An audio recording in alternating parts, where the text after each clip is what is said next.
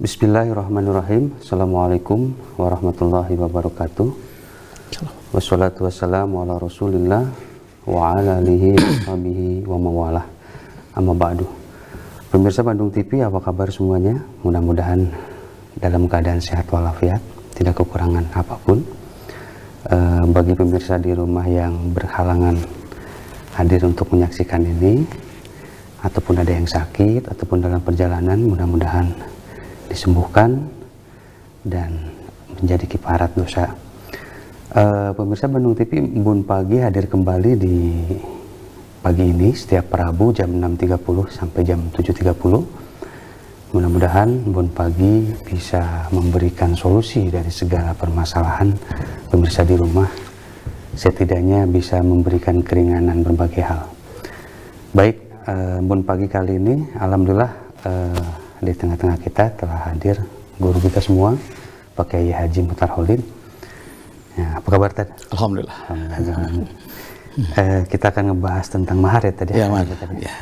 Boleh tadi ini silakan. Assalamualaikum warahmatullahi wabarakatuh. Syukur pada Allah Subhanahu wa taala. Alhamdulillah pada pagi ini kita ketemu lagi. Dan semoga kita diberikan kesehatan oleh Allah yang sedang sakit atau sedang diuji. Yakinilah innallaha la yu'adzibu habibah walakin qad yabtali. Allah tidak akan menyiksa kekasihnya tapi suka mengujinya. Nah, itu makanya sikapilah dengan bijak, dengan husnuzon kepada Allah bila ada masalah. Kita akan melanjutkan tema kemarin, masih ibadah sosial ya. Nah, tema pagi ini menyangkut mahar. Mahar dalam Al-Qur'an itu disebutnya nihlah. Wa atun nisa sadaqatuhunna nihlah. Nah, dan berikanlah mahar kepada wanita yang kau cintai dengan sukarela. Itu surah An-Nisa ayat keempat. Ya. Itu mahar ini termasuk ibadah sosial di luar zakat, di luar infak. Nah, berapa mahar itu tergantung kesepakatan bersama. Karena nikah itu disebut juga ma'ruf ya, mu'asyarah bil ma'ruf. Ma'ruf itu baik dua belah pihak, menguntungkan dua belah pihak, tidak boleh merugikan salah satu pihak. Makanya ketika kita menentukan mahar, komunikasi dengan baik dengan calon suami, dengan keluarganya, berapa mampunya. Karena ada hadis mengatakan begini, a'dzumun nisa barokatan aisahuna mu'natan. Wanita yang paling berkah, yang paling besar berkahnya, yang paling ringan tuntutan kepada suaminya. Nah gitu. Dan ada putri Nabi SAW, Siti Fatimah Az-Zahra, beliau itu sampai dicium tangannya oleh Nabi. Jadi Nabi SAW itu tidak pernah mencium tangannya seorang kecuali dua ya. Pertama, orang yang tangannya kasar karena kerja kerasnya. Dulu yang kerja keras itu kasar-kasar tangannya. Nah, yang kedua, Rasul mencium tangan Siti Fatimah. Karena saat Siti Fatimah dewasa, yang lamar cukup banyak. Maklum mungkin bibit unggul ya. Jadi banyak yang ingin. Akhirnya Nabi SAW berikan syarat, siapa yang mau kepada putriku harus hatampuran dalam waktu yang singkat. Siapa yang paling singkat itu yang akan jadi calon suami putriku. Dikumpulkan para sahabat, tidak ada yang sanggup, konon kabarnya Sayyidina Ali itu menghatamkan Al-Quran dengan membaca surat Al-Ikhlas 3 kali kan. Sepertiga Al-Quran itu 1 kali Al-Ikhlas. Jadi kalau 3 kali sama dengan hatam Quran. Berarti dengan kecerdasannya luar biasa tadi. Ya laki-laki kalau nggak cerdas nggak dapat istri lah. Jadi kalau ayat kursi 1/4 Quran. Kalau At-Takatsur 1000 ayat Quran. Itu masih banyak keutamaan-keutamaan. Begitu menentukan mahar atau nihlah, ingin apa mas kawinnya? Kata Siti Fatimah, saya hanya minta cincin besi saja. Semua kaget. Kenapa nggak minta unta itu kan? Kenapa nggak minta kuda? Ali mampu. Kata Siti Fatimah, saya ingin mempelopori bahwa wanita mampu hidup sederhana. Nah, saat itulah pemirsa Bandung TV, Rasul mencium tangan putrinya dan bersabda, a'dzumun nisa barokatan aisruhuna mu'natan. Wanita yang paling besar berkahnya, yang paling ringan tuntutan kepada suaminya. Itu ala kulli syai' dalam segala sesuatu. Wanita yang paling bagus, yang paling ringan nafkahnya. Wanita yang paling bagus, yang paling sederhana pakaiannya, yang paling meringankan suaminya. Itu yang paling bagus, berkah itu. Makanya bersyukur kalau punya wanita, punya istri, hemat ya. Karena kalau hemat itu Masya Allah ya. Suami itu tenang kalau istri hemat. Istilah Sunda itu seetik mahi lobanya saya. Jadi pasti sekedik cekap. kasih banyak bisa, itu wanita yang paling bagus. Luar biasa. Dan itu yang paling besar berkahnya katanya. Nah, waktu saya ke Turki itu lihat baju Siti Fatimah itu, aduh masya Allah ya. Mungkin zaman itu mewah ya. Untuk ukuran sekarang itu masya Allah, kasihan banget. Emang sangat sederhana. Sederhana sekali. Nah, jadi untuk pemirsa yang akan menikah, mintalah mas kawin yang ringan, yang tidak memberatkan calon suami. Karena kadang-kadang pernikahan ditangguh-tangguhkan terus karena memikirkan mas kawin. Tuh. Jangan mempersulit, karena Islam itu inna dina yusrun. Agama itu mudah, agama itu meringankan, agama itu tidak membebani. Maka carilah mas kawin yang mudah, yang tidak membebani calon suami dan keluarganya. Kayak 1999, kalau ada gampang. Tapi di tempat tertentu kan susah banget tuh, harus ke bank dulu kan, keliling. Yang ringan saja. Tapi jangan terlalu ringan, karena mas kawin juga menentukan kuwatus tasya, sumber daya manusia.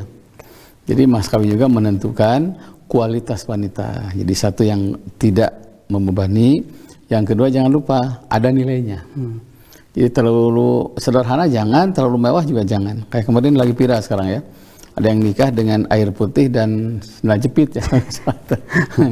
Ya sama kacidating lah, kacidating. Ada nilainya. Kalau seperangkat alat sholat, yang mukenanya yang beda, apa Qur'annya yang beda.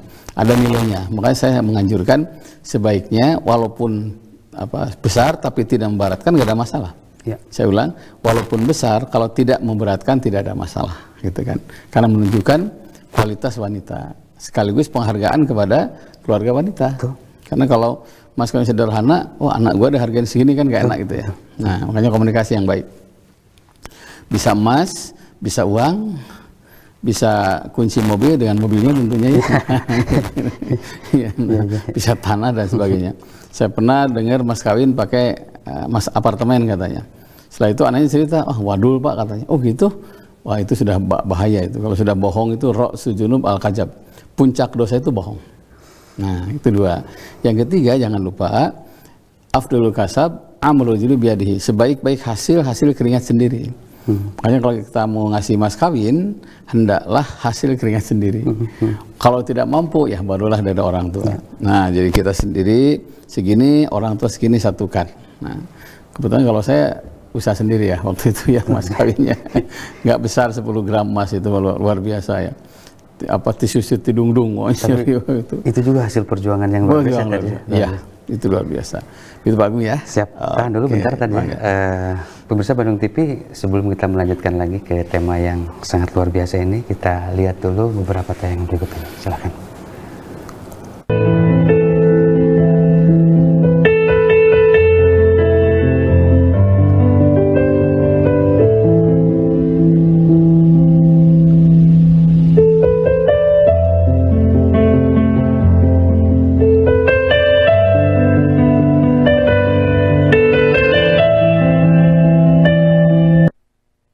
Baik, pemirsa Bandung TV, kembali lagi di Embun Pagi Islam Memberi Solusi yang hadir setiap hari Rabu. Pemirsa di rumah bisa line interaktif di line telepon kami di 022-7214-214 atau di line WA 081-2211-6740. Kita kembali lagi ke pembahasan yang tadi. Ini kan kadang-kadang masalah klasik gitu ya, tentang mahar ini atau tentang seputar pernikahan. Ada yang banyak orang yang beranggapan tentang jangan menikah dengan suku anu gitu. Ini sebenarnya dalam Islam gimana tadi memandang itu budaya? Kenapa Rasul istrinya banyak ya? Salah satunya mendamaikan antar suku. Salah satunya. Dalam Islam itu nikah itu lintas suku, lintas negara, lintas bangsa, lintas pulau, lintas daerah. Yang penting satu agama. Itu penting gitu ya. Saya pernah kemarin menikahkan di salah satu hotel ya. Terbatas sekali, cuma 50 orang undangan itu. Saya lihat ini upacara adat apa gitu kan ya. Saya kaget. Ternyata perpaduan antara Padang dan Sunda. Ya, jadi, yang sekarang Pak Sunda dulu katanya. Ini acara pernikahan disepakati Sunda. Ada jemput apalah, lengser segala macam ya. Nanti mulung mantu katanya menggunakan adat Padang. Itu bagus. Karena seluruh budaya itu ada simbol-simbol nasihat di situ. kayak nyawer itu ada nasihat. Hanya harus ada penerjemah di situ. Karena saking apa ya? Saking santunnya menasehati saja pakai santun, pakai pantun ya. Luar biasa ya, kearifan lokal itu. Ya. Makanya kalau budaya itu baik, kemudian jadi kebiasaan, itu namanya ma'ruf. Jadi kalau kebaikan jadi budaya namanya ma'ruf. Nah kalau kejelekan yang jadi budaya namanya mungkar. Nah, tugas kita adalah amar ma'ruf nahi mungkar, membudayakan yang baik dan tidak boleh membudayakan yang jelek. Ya. Nah satu, kedua, jangan lupa kalau dulu kita dijajah cukup lama, salah satunya adalah kenapa lama? Karena ditanamkan fanatisme kesukuan. Itu zaman Belanda itu. Ya. Pokoknya orang Sunda nggak boleh ke orang Jawa. Ya. Makanya kalau jalan-jalan di Bandung kan nggak ada jalan Gajah Mada ya. Itu supaya diharapkan muncul fanatik Sunda, muncul fanatik Jawa, muncul fanatik Padang. Itu yang melatar belakangnya adanya Sumpah Pemuda. Ya. Pernikahan itu sebetulnya lintas suku.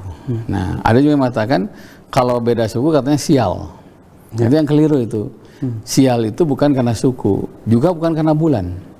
Nah, di kita ada juga yang mengatakan kalau nikah bulan Sapar kalau nggak salah. Ya, bulan Sapar itu katanya sial. Makanya gedung-gedung pernikahan itu sepi sekali ya. Saya lihat situ. Ustaz sampai sekarang tadi. Sampai sekarang masih betul. Biaya pernikahan itu, biaya gedung aja operasionalnya katanya 10 juta. Sedangkan yang nikah bulan ini hanya 1 orang. Yaitu padahal saya sendiri nikah bulan Sapar sebetulnya. Iya. Karena istri saya namanya Sofaria ya, Sofa gitu kan, bulan Sapar. Gak ada masalah kok, ya, biasa saja. Jadi Sia dalam Islam bukan karena suku, bukan karena bulan, juga bukan karena daerah. Orang Sunda nggak boleh orang Ciamis umpamanya ya, orang Sumedang nggak boleh orang Sunda itu dengan orang Bandung tuh nggak ada. Sia dalam Islam itu Pak Agung ya, namanya su'ul khuluqi syu'mun. Akhlak yang jelek itu yang membawa sial. Bukan disandarkan kepada bulan, kepada suku, kepada daerah tertentu. Su'ul khuluqi syu'mun. Akhlak yang jelek itulah yang membawa sial. Walaupun nikahnya bulan Muharram, bulan Zulhijjah, tapi akhlak istri kepada suami, suami kepada istri tidak baik, itu yang sial. Luar biasa. Nah, bukan karena bulan tentu. Juga ada yang karena hari. Saya punya kawan belum nikah, saya udah punya cucu, saya bilang, kamu kapan nikahnya? Jadi saya tuh nyari yang calon istri yang lahirnya hari Kamis. Kebetulan sudah 10 kali ta'aruf tuh, ada yang Jumat, Sabtu, sedangkan leluhur saya katanya harus hari Kamis. Saya itu nggak benar itu, saya bilang. So aja istihara yang benar. Tidak termasuk rukun, tidak termasuk sunat juga. Bahkan bisa jadi syirik itu. Itu bisa bahaya itu. Kasihan si Kamis ya. Kasihan si Rabu itu kan. Jadi sia dalam Islam itu su'ul khuluqi syu'mun. Akhlak yang jelek itu yang membawa sial. Saya pernah menemukan satu keluarga ya. Jadi semuanya direstui pernikahan itu. Yang satu tidak, karena suku. Datang ke rumah kan, Kang buktikan bahwa Akang sebagai suami yang baik. Buktikan oleh Neng bahwa si abang itu adalah pilihan yang terbaik.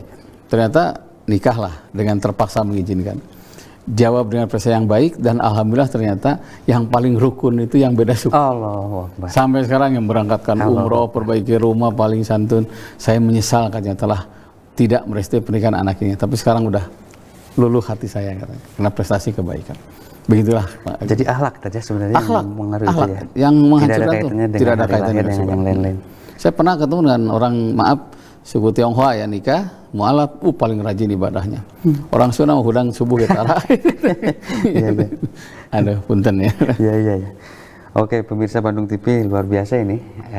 Jadi sama sekali tidak benar kalau misalkan pemilihan hari pernikahan itu bisa menjadi masalah yang lain-lain gitu ya. Karena lagi-lagi masalah akhlak ya tadi. Akhlak ya. Pemirsa Bandung TV, kembali saya ingatkan bahwa pemirsa di rumah bisa line interaktif di line telepon kami di 0227214214 atau di line WA 081221116740. Dan sebelum kita ke pembahasan ini emang agak di luar tema nih, ada beberapa hal yang mulai bertanya tadi di 262 tentang, nah inilah, apalagi sekarang kan bulan Sya'ban tadi ya, sebelum bulan Ramadan, ada yang menanyakan nih, apa sebenarnya amalan-amalan yang paling ini di bulan Sya'ban dan? Ya, bulan Sya'ban itu bulan persiapan saum ya. Nah, karena itu ada yang mengatakan satu bulan Sya'ban itu sebetulnya syahrul islah, bulan damai dan mendamaikan. bulan harmonis mengharmoniskan, bulan selamat menyelamatkan, bulan musafahah saling memaafkan. Karena begitu masuk Ramadan kita sudah suci. Nah, karena itulah siapa yang membenci hendaklah diakhiri bulan Sya'ban. Siapa yang belum minta maaf, mulailah bulan Sya'ban. Siapa yang bermusuhan, damailah bulan Sya'ban. Siapa yang ada masalah dengan sama manusia, bereskan bulan Sya'ban. Makanya bulan Sya'ban adalah bulan rekonsiliasi. Siapapun yang menyakiti kita, siap kita maafkan. Bagaimana Nabi Yusuf dalam Al-Quran ya. Karena Nabi Yusuf itu dimasukkan ke sumur ya, di Mesir itu. Sampai saudara-saudaranya bawa nyembelih ayam, dibawa, ini katanya Yusuf dimakan oleh binatang buas. Bapaknya Yakub itu sampai merenung kan, sampai sakit mata saking sedihnya itu. Akhirnya singkat cerita ketemulah dengan saudara-saudaranya. Saudara-saudaranya udah mulai pasti Yusuf membalas. Pasti Yusuf membalas. Tapi ketika ketemu la tasriba alaikumul yaum. Hari ini tidak ada kebencian, hari ini tidak ada cercaan, hari ini tidak ada laknat, hari ini tidak ada bermusuhan. Yaghfirullah lakum. Semoga Allah mengampuni kalian. Wa huwa arhamur rahimin. Allah saja Maha Penyayang katanya. Dan itu harus dibiasakan. Si A menyakiti kita, la tasriba alaikumul yaum. Hari ini tidak ada kebencian. Hari ini tidak ada permusuhan. Hari ini tidak ada maki-memaki. Itu surat Yusuf ayat 93. Padahal disakitnya mau dibunuh kan. Bahkan luar biasa tadi ya. Penderitaan Nabi Yusuf itu mungkin sampai diabadikan di Al-Quran itu luar biasa. Luar biasa itu, sampai masukkan ke sumur ditimpa kan. Yang orang kasepta mereka nulung dia gitu. Nah, setelah itu Nabi sendiri begitu kan. Ketika akan melakukan kota Mekah, semua pada takut. Ada yang menikam kaum muslimin, pasti hari ini kita ditikam. Ada yang menindih dengan batu kan, Bilal, hari ini pasti kita akan ditindih lagi. Ada yang maaf, nauzubillah, kaki kanan, kaki kiri ditarik sama unta sampai meninggal dunia, pasti hari ini akan dibalas oleh kaum muslimin. Tapi Nabi saat itu mengatakan, siapa yang masuk Ka'bah aman, siapa masuk Abu Sufyan, rumah Abu Sufyan aman. Terjadilah kedamaian yang luar biasa. Jadi inilah bumasra'anan. Aku diutus ke dunia untuk mengibarkan permusuhan. Innama bu'itsu rahmatan. Aku diutus ke dunia untuk mengibarkan kasih sayang. Akhirnya semuanya berbondong-bondong masuk Islam. Karena akhlak mulia Nabi SAW, tidak ada dendam, tidak ada kebencian. Dan digambarkan dalam surat An-Nasr kan, Iza ja'a nasrullahi wal fath, wa ra'aitan nasa yadkhuluna fi dinillahi afwaja, fasabbih bihamdi rabbika wastaghfir, innahu kana tawwaba. Apabila telah datang hidayah, berbondong-bondong manusia masuk beragama Islam. Fasabbih, tasbihlah saat itu. Dan ini penting dibiasakan bulan Sya'ban. Nah, apakah diacarakan mungah, diacarakan mapa. Nah, biasanya kalau daerah tertentu halal bihalal itu justru pada bulan Sya'ban. Halal yahilu hilan, menguraikan benang kusut. Siapapun yang kusut, uraikan. Siapapun yang membeku, cairkan. Siapapun yang tidak pernah ketemu, bertemulah. Sehingga pas masuk bulan Sya'ban, benar-benar sudah suci kita itu. Suci bulan Sya'ban, suci lahir, suci batin. Makanya orang tua dulu biasanya kalau bulan Sya'ban itu mulai, kalau sudah saling memaafkan, ngecat rumah, yang ngapur rumah, bersih halaman, bahkan cuci rambut, semua kuku dipotong. Satu hal yang wajar, karena kita menyucikan batin atau itu bisa, jasmani kita bersihkan. Itu. Kalau saya masih ingat waktu kecil itu, kalau ada jalan ke masjid itu, belok agak pohon gelap, pasang lampu di situ. Pasang lampu sehingga suasana benar-benar terasa, oh kita mau Ramadan. Sok dialangi, sok cuci, semua dibersihkan semuanya. Apa mukena, sarung dibersihkan, karena kita akan menghadapi bulan yang suci dan sucikan, bulan Ramadan. Ya, ikutilah Nabi Yusuf, la tasriba alaikumul yaum. Hari ini tidak ada kebencian, tidak ada permusuhan, tidak ada caci memaki. Itu masuk bulan Ramadan. Ramadan artinya dibakar kebiasaan yang jelek. Memang itu juga kebesaran hati Nabi Yusuf luar biasa lah. Kita itu memang bukan kaleng-kaleng kalau orang muda zaman sekarang bilangnya. Luar biasa. Luar biasa. Ya itu, Masya Allah. Ya. Allahu Akbar. Kemudian ini ada lagi pemirsa di rumah, ada yang bertanya kembali nih. Ini lumayan ini di 826 nih, tentang pengantin bulan madu nih, apakah ada dalilnya atau memang juga sempat di ini waktu zaman Rasul, apa gimana cepatan? Ya sebetulnya itu hanya budaya saja lah, nggak ada mengharuskan bulan madu keliling dunia, ngapain lah, ke akhirat aja nggak bisa. Lengun salamat gitu ya. Nanti bulan madu lah di rumah biasa, di tempat waktu silahkan, nggak ada masalah ya. Cuma jangan dijadikan kalau nggak bulan madu tidak sah nikahnya, itu yang bahaya di situ. Ya. Di rumah saja, di rumah mertua atau di villa nggak ada masalah. Tapi jangan diidentikan bahwa nikah itu identik dengan bulan madu. Kalau termasuk rukun, kasihan yang nggak punya kan. Iya, nah, betul. Mesti dipertimbangkan lah, dipertimbangkan. Ya. Oke, kemudian ini ada lagi nih agak di luar tema, misalkan di 437 sholawat yang dinyanyikan ini boleh atau tidak katanya hukumnya? Iya, saya waktu pertama kali ke Madinah ya, kita mampir di Wadiyatul Wada, itu satu monumen ya. Saat itu Nabi SAW datang ke Madinah dijemput dengan nyanyian Tola al-Badrun alaina. Dan Rasul saat itu tersenyum dan Rasul mengatakan inna minasyairi hikmah. Dalam syair itu ada hikmah, dalam syair itu ada pelajaran, dalam syair itu menunjukkan kecintaan seseorang pada sesuatu. Bagaimana W.R. Supratman menciptakan Indonesia Raya, itu gambaran jiwa Indonesia itu. Saya kalau dengar lagu Rayuan Pulau Kelapa itu ya, oh itu Masya Allah. Saya pernah pergi ke Padang, itu ada namanya itu Teluk Bayur. Ada seorang ibu sampai sengaja turun nyanyi dulu di situ. Oh, iya. Karena dulu katanya saya melepas suami saya di tempat ini. Dan itu bagian dari cara untuk mengingat almarhumah. Bolehkah salawat dinyanyikan? Boleh, nggak ada masalah. Sekarang jangankan salawat, istighfar dinyanyikan, wudu dinyanyikan, Allah juga asma Allah dinyanyikan. Boleh, nggak ada masalah. Makanya ada salawat syair, ada salawat syar'i. Nah, kalau salawat syair dinyanyikan, itu kurang lebih ada 250 sholawat. Nah, sholawat syar'i dibaca ketika sholat. Nah, Allahumma sholli ala Muhammad wa ali Muhammad. Nah, dua-duanya boleh. Kata Nabi, aksiru minas sholati alayya. Perbanyak kalian bersolawat kepadaku. Nah, siapa yang baca sholat kepadaku, na'ian, di mana saja berada, kufiya amru dunia, dicukupkan dunianya. Nah, gitu. Bahkan orang non muslim pun juga ketika tahu bahwa Nabi besar Muhammad akan lahir itu sangat bergembira tadi. Oh iya, bergembira. Ya, masa kita sebagai umat muslim yang benar-benar punya Nabi khusus tidak ini tadi. Bahkan Presiden Chechnya itu mewajibkan ya sebelum kerja itu salawat dulu. Luar biasa. Luar biasa nih pemirsa di rumah nih. Kemudian ada lagi nih tadi nih. Ini juga selalu menjadi klasik nih tentang kunut subuh nih tadi. Iya. Gimana tadi? Kalau saya sih menganjurkan bagi yang biasa kunut lanjutkan, yang tidak kunut juga lanjutkan. Nah, kalau kita biasa kunut, imam tidak kunut, ikuti imam. Nah, kita tidak kunut, imam kunut, ikuti imam. Kenapa? Al-khilafu syarun, bertengkar itu jelek. Apapun ininya dari jelek lah tadi. Seluruh mazhab sepakat, kunut itu sunat. Jangan sampai gara-gara yang sunat jadi pasea gitu kan ya. Nah, kalau biasa kunut, imam tidak kunut, umumnya bacalah kunut setelah salat subuh. Bagus karena isinya itu luar biasa. Allahumma hadina fiman hadait dan seterusnya. Saya sendiri kadang-kadang kunut, kadang-kadang tidak, tergantung situasi di situ. Karena kalau kita baca kunut jadi masalah besar, pertengkaran, jangan kunut. Betul. Nah, sekarang alhamdulillah di beberapa kompleks sudah sepi karena subuhnya guys kosong. Jadi istirahat sholatnya jadi terlepas ya.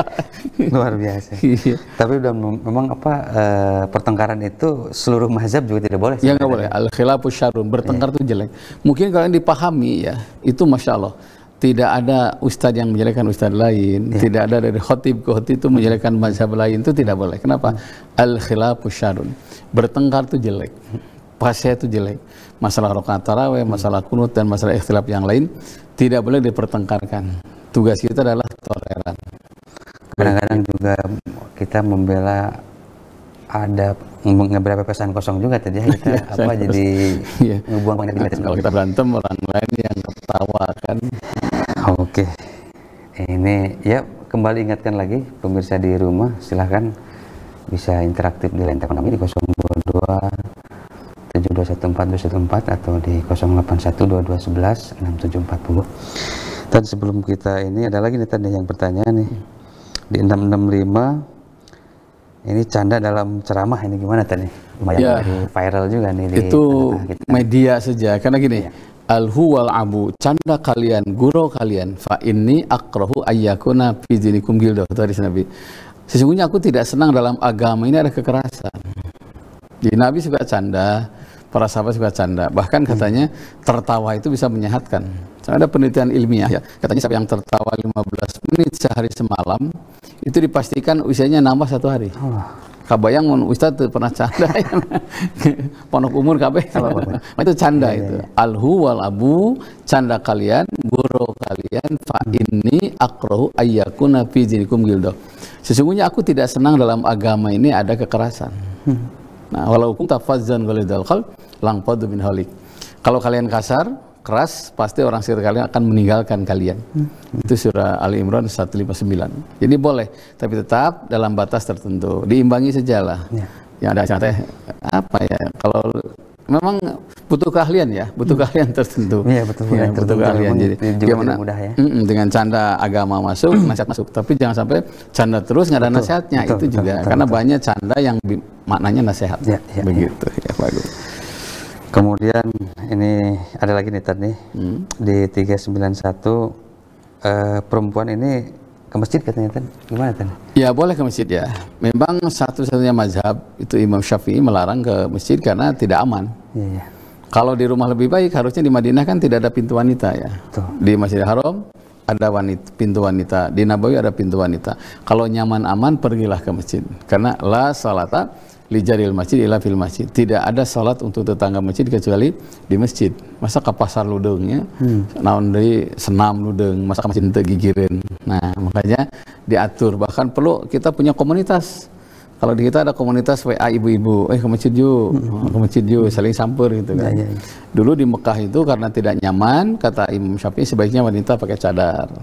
Kedua, sebaiknya wanita sholat di rumah. Karena kondisi memang tidak nyaman tadi ya? Tidak nyaman. Perang yang lain-lain. Nah, alhamdulillah sekarang udah nyaman, maka biasakanlah ke masjid. Ya, demikian Pak ya. Luar biasa pemirsa di rumah. Sebelum kita lanjutkan kembali ke pembahasan berikut, saya pikir kita mesti melihat dulu tayangan beberapa berikut ini. Silakan.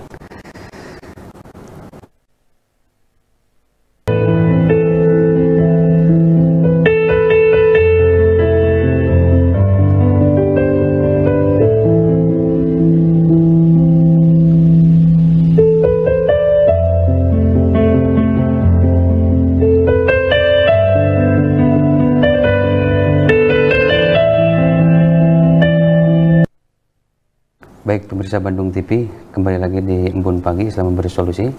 Tak lupa kami ingatkan masih di line interaktif kami di 02272214214 atau di line WA 08122116740. Tadi ini masih ada beberapa yang pertanyaan masih relate dengan tema kita kali ini. Misalkan ada di 706 tentang runghal dalam pernikahan. Ini juga luar biasa banyak nih.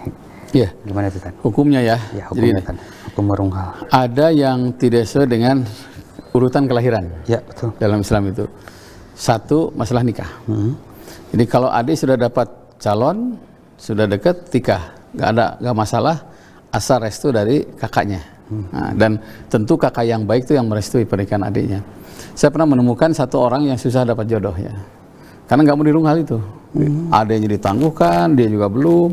Saya bilang, teh, perempuan ya, coba diizinkan adiknya nikah duluan. Karena rumusnya ar-rahimuna yarhamuhumur rahmanu. Orang yang menyayangi, mereka akan disayang oleh yang maha penyayang. Jangan-jangan setelah teteh sayang sama adik dengan mengizinkan dapat jodoh. Oh gitu Ustadz? Ya.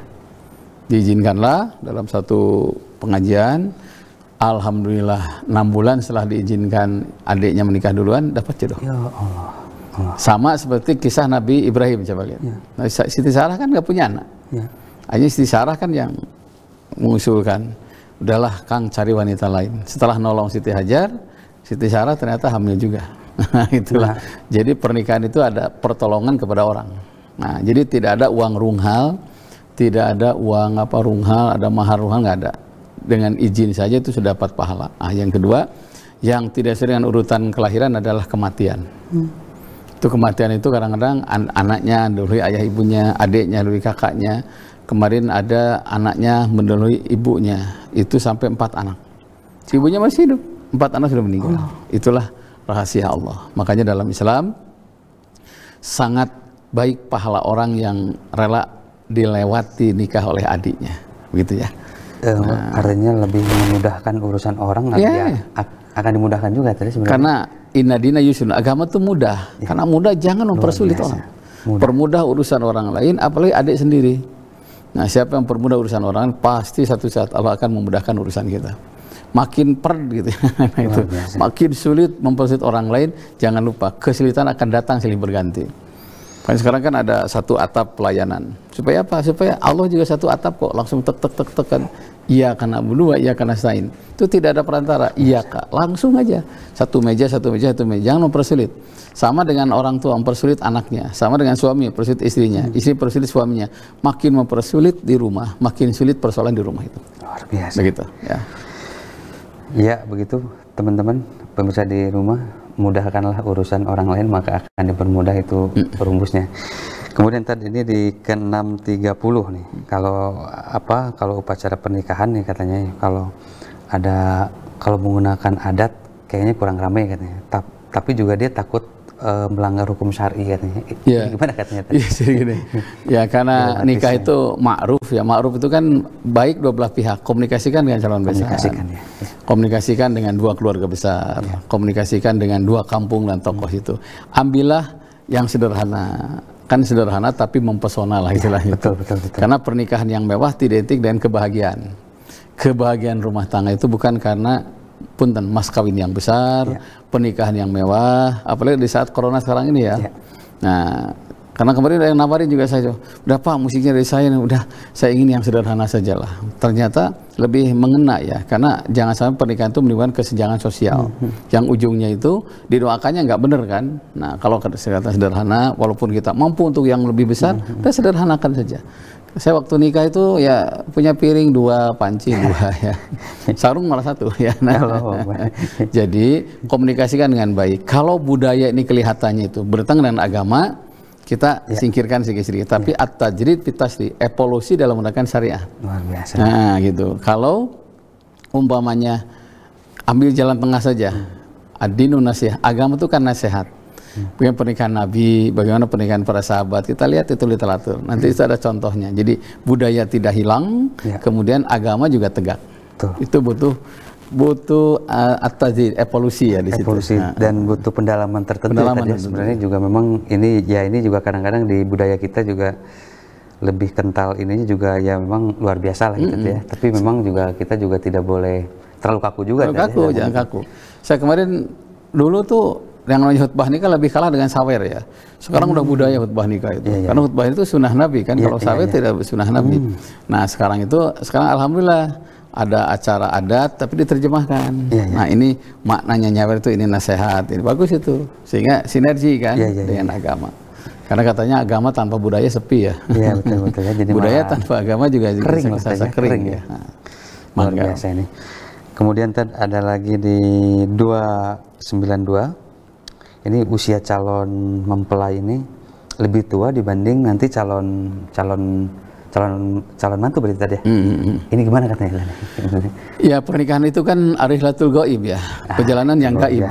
Goib betul. Goib itu. Ya. Misteri. Jadi kita tidak tahu kepada siapa anak kita nikah, kepada siapa anak dia ke orang lain. Betul-betul arihlatul goib. Tapi dalam Al-Quran, wa min kulli syai'in khalaqna zawjaini la'allakum tadhakkarun. Dan setiap sesuatu Allah ciptakan berpasang-pasangan. Umpamanya gini, pasangan saya F umpamanya di sini. Pasti saya ketemu dengan si A, si B, si C, si D. Nah, baru ke si F. Makanya ketika ketemu dengan si A, si B, si C, jangan berbuat bebas. Kasihan dong si F nanti sisa orang lain kan di situnya. Itu pentingnya ta'aruf bil ma'ruf ya. Ta'aruf itu harus dengan baik. Jangan sampai ta'aruf malah awal jadi maksiat. Nah, karena masih gaib itulah kita minta kepada yang maha gaib, yaitu Allah Subhanahu wa taala. Nah, masalah usia juga sama. Nah, karena masalah gaib tiba-tiba datang lebih tua, kalau saling mencintai nggak ada masalah. Komite sebelumnya, usia saya segini, saya pernah Bu, kalau nyari uang, ibu kaya. Punten, nyari biologis tidak mungkin, dia sudah tua. Kalau nyari ketampanan juga dia sudah tidak tampan. Kecuali satu, niat ibadah. Itu Ustadz kan. Kalau niat ibadah insya Allah aman. Jadi tidak ada kata-kata jika nantinya. Duh, jika saya ke si A, jika saya ke si B, itu nggak boleh bicara jika. Begitu pentingnya tidak boleh menyesali pada pasangan kita. Kekurangan pasangan terima dengan sabar. Kelebihan pasangan terima dengan syukur. Nah kalau sabar ada, syukur ada, itulah iman. Luar biasa. Jadi kalau iman dibelah dua, tek ya bagus. Sebelah kiri sabar, sebelah kanan syukur. Kelebihannya syukur, kekurangannya sabar. Nah, makanya syukur dan sabar itu setengah dari iman. Nah, disatukan itulah iman. Karena hakikatnya memang tidak ada yang sempurna tadi. Tidak ada yang sempurna ya. Sempurna sebagaimanapun juga. Saya ingin seperti Khadijah, ya nggak bisa, karena betul. Kita tidak seperti Nabi Muhammad kan. Gitu. Nah itu betul. Ya. Nah anu kasep teuing ulah, nu geulis teuing ulah, nya nu goreng teuing ulah. Luar biasa, luar biasa. Luar biasa nih pemirsa di rumah nih kajian kita kali ini. Kemudian ada lagi tadi 251 nih. Ini tentang sudah habis ngaji. Apa nih? Coba kita yang lain lagi. Makanan ya. Oh iya betul kan. Itu gimana terkait itu? Ya biasanya di kita ada Jumat berkah. Sekarang lama ya. Kadang-kadang sudah habis pengajian yang lain-lain, para pembina masjid bahkan juga ada yang merokok di dalam masjid. Itu gimana tadi katanya? Ya. Saya juga sempat melihat lain. Jadi sebetulnya yang aman adalah tempat makan sendiri, wilayah yang suka ngerokok, walaupun saya tidak ngerokok, itu sendiri juga bagusnya. Ya. Jangan sampai kayak kemarin itu saya tegur itu lagi ceramah datang makanan datang ini maunya lagi ceramah nganyah gitunya. Iya. Tempatnya tersendiri, waktunya tersendiri. Saya pernah ngaji satu tempat yang bagus tuh. Makanan disiapkan. Bapak Ibu kita jeda 10 menit untuk makan dulu. Nah, pas ngaji tidak ada yang makan. Nah, akhirnya saya bilang ini bagus nih jadi ide. Boleh namanya makdabah. Makdabah itu makanan sesuai selesai pengajian. Makdabah ya. Boleh, ya itu boleh. Asal jangan mengganggu suasana, jangan mengotori masjid. Makanya kayak di mana tuh di Batu Indah kalau masalah di belakang ada madrasah berjajar makanan. Habis ngaji ke belakang. Bagus itu, bagus ya. Itu giliran. Karena jadi ustadz tuh bisa tuh merah-merah ke ustadz. Gitu. Iya. Oke. Tahan dulu tadi ya. Saya pikir kita akan pemirsa di rumah luar biasa ini tayangan kajian kita semakin menarik saja. Sebelum kita lanjutkan lagi, saya pikir kita lanjutkan dulu. Kita melihat dulu beberapa tayangan berikut ini. Silakan.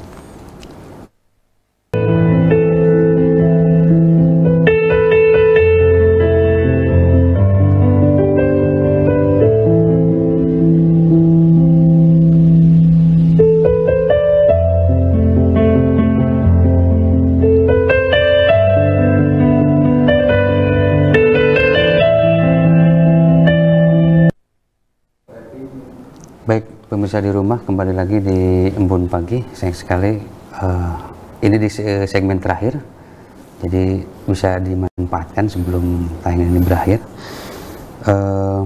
Kami ingatkan kembali, Anda bisa interaktif di 022 7214 214 atau di 081 2211 6740. Dan ada kembali yang bertanya nih tanya tentang ada kalungan bunga nih tadi kalau buat menikah itu kan itu hukumnya gimana tadi atau dalilnya gimana tadi? Iya gini, kan pertemuan dua keluarga ya.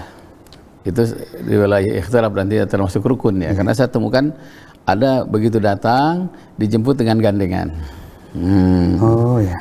Dijemput dengan nungtun, ada juga ada yang pakai bunga, itu juga budaya. Silahkan, gak ada masalah, asal jangan sampai tidak ada penyambutan. Itu intinya kan, itu kan sebagai tamu ya. Setiap orang tuh punya cara menghormati tamu. Karena fal yukrim doifah, kemuliaan seseorang itu tergantung memuliakan tamunya. Dan yang datang itu kan tamu. Nah, didudukan dengan baik, dijemput dengan baik. Mungkin karena bunga itu lambang harum ya, itu gambaran harumnya, hangatnya dari keluarga besar. Kalau tidak ada bunga sama sekali nggak ada masalah. Ada yang dijemputnya dengan gandeng. Ya, kalau laki gandeng sama laki lagi. Kalau di suku Batak tuh kayak sampai dari pakai kayak kain gitu. Kain sampai buat keris segala macam itu budaya semuanya. Setiap tempat punya budaya tersendiri. Artinya walaupun tidak ada bunga, tidak ada keris nggak ada masalah. Penting datang duduk udah. Ada bahkan ada yang datang langsung ke tempat resepsi, duduk di situ.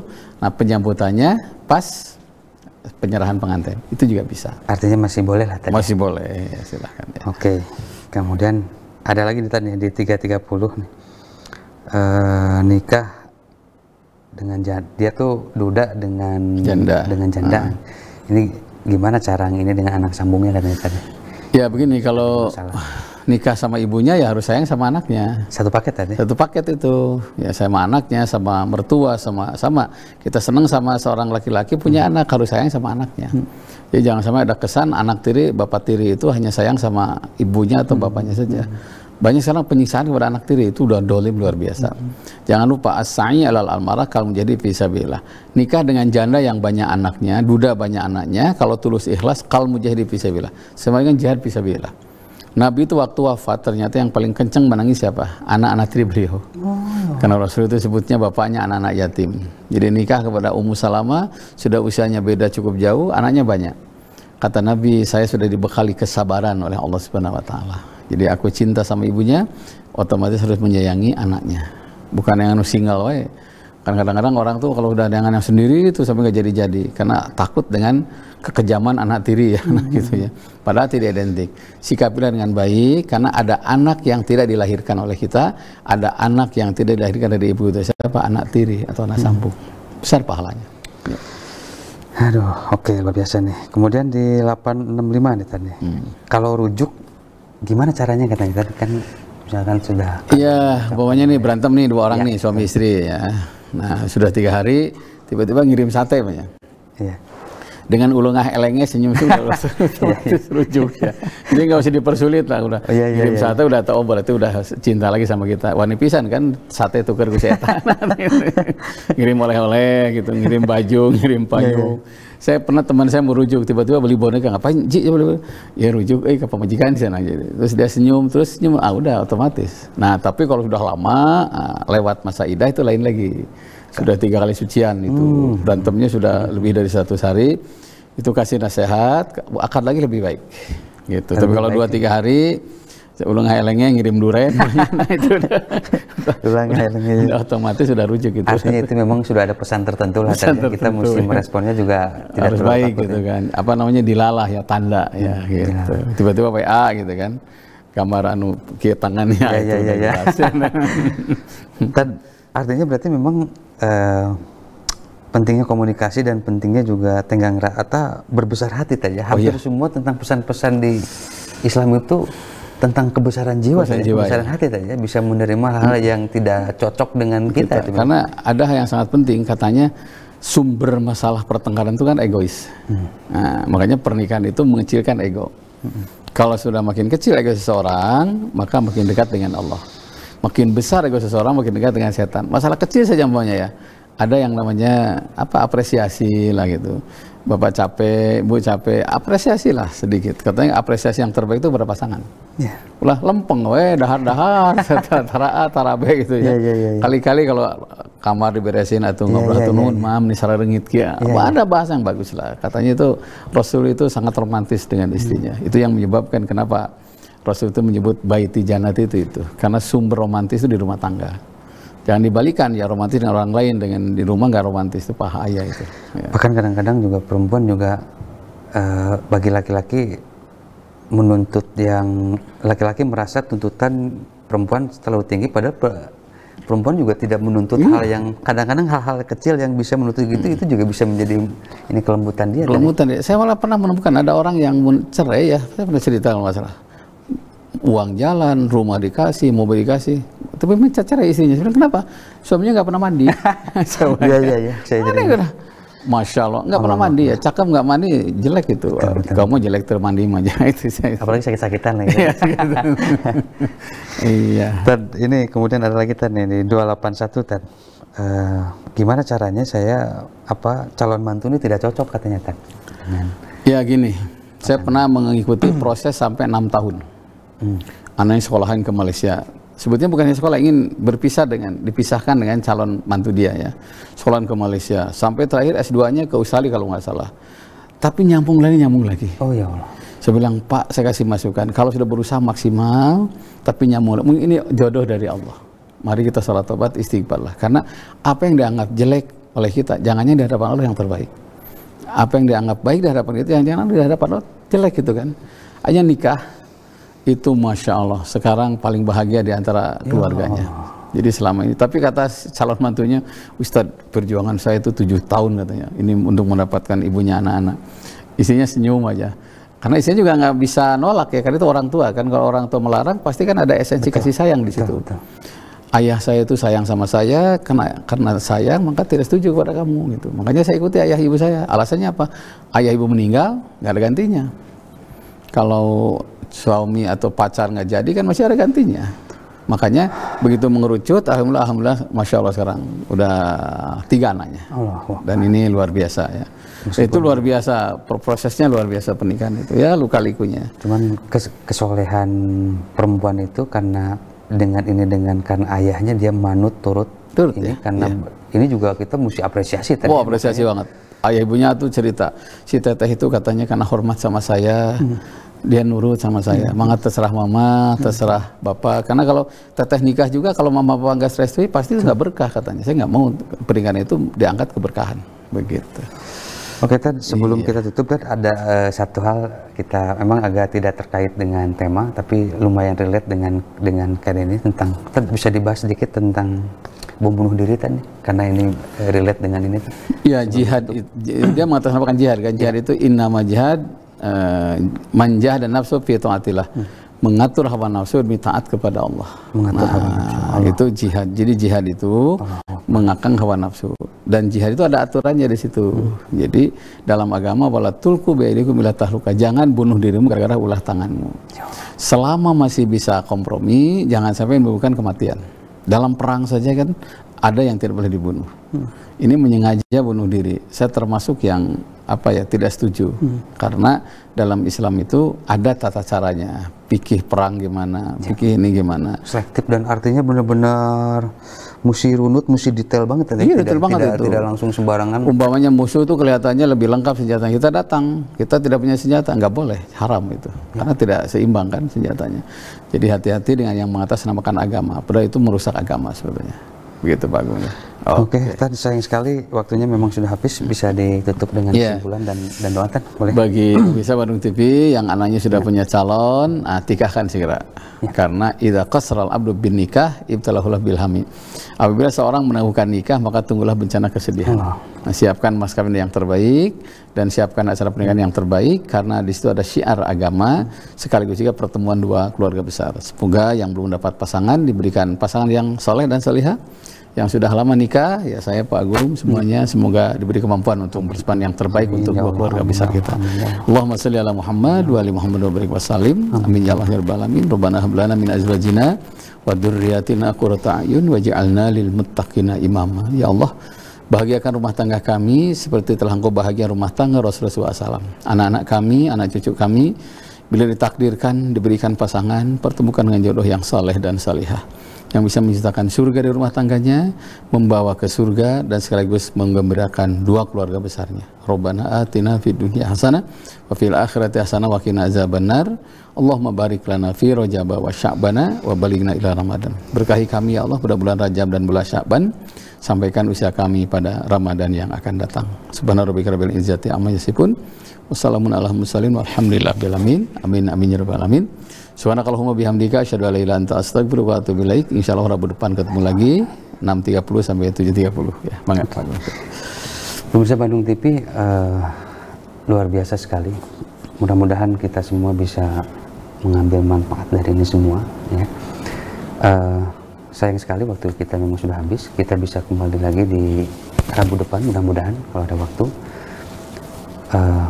Seluruh kru dan kerabat yang bertugas mohon diri.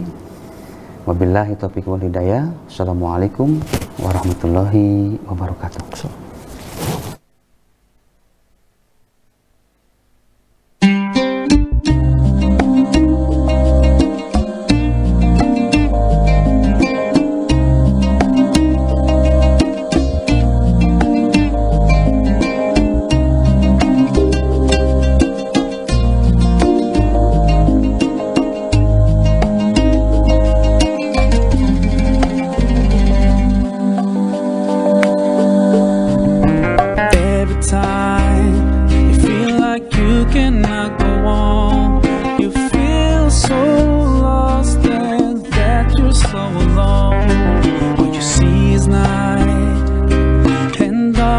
all around. You feel